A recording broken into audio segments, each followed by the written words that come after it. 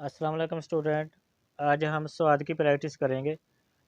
सबसे पहले मैं आपको कत के बारे में बताऊंगा कि कत कैसे तिरछा रखना है। इस तरह एक निशान लगा लेना है और एक निशान इस तरह लगा के टी की शक्ल बना लेनी है।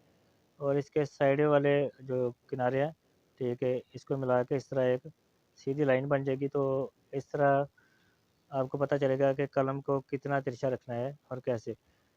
तो ये तरीका है कि कलम को इस तरह तिरछा रख के आपने एक निशान ऐसे लगा के इसी तरह आपने स्वाद को ऊपर उठा देना है। जिस तरह निशान लगाए ऐसे ही आपने स्वाद को ऊपर उठाना है। ऊपर से गोल करते हुए इस तरह नीचे लेके आना है, अंदर से एक कत का फासला छोड़ना है। इस तरह एक कत का और दूसरी तरह आपने दो कत का, एक और ऐसे दो। तो इसके नीचे आपने इस तरह बना के अपने नीचे एक जैसे बे का शुरू वाला हिस्सा बनाते हैं, इस तरह आपने बनाना है। ये देखें, यहाँ तक आपने बना के मैं अब आपको अलग भी बना के दिखा देता हूँ कि बे का हिस्सा कैसे बनाते हैं। शुरू वाला, शुरू से बे को हम ऐसे बनाते हैं।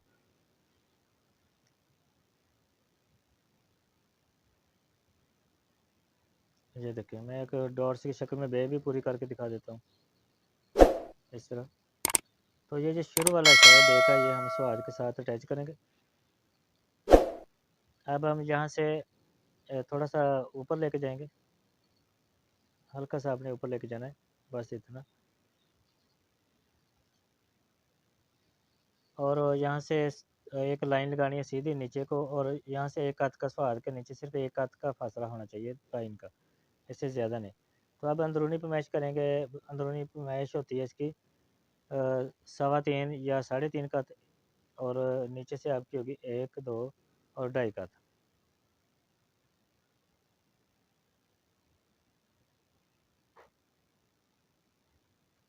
अब इसको इन पॉइंट्स को मिला के हम जो निशान लगाए हैं, इस तरह हम गोलाई बनाएंगे।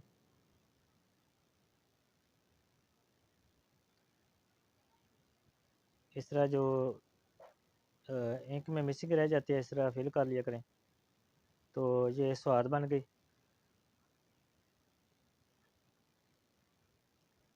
और ये तरीका होता है पैमाइश के हिसाब से। मैं आपको बता दूं कि ऊपर से 3.5 का और ऊपर से नीचे जो होता है अंदरूनी पैमाइश होती है 2.5 का।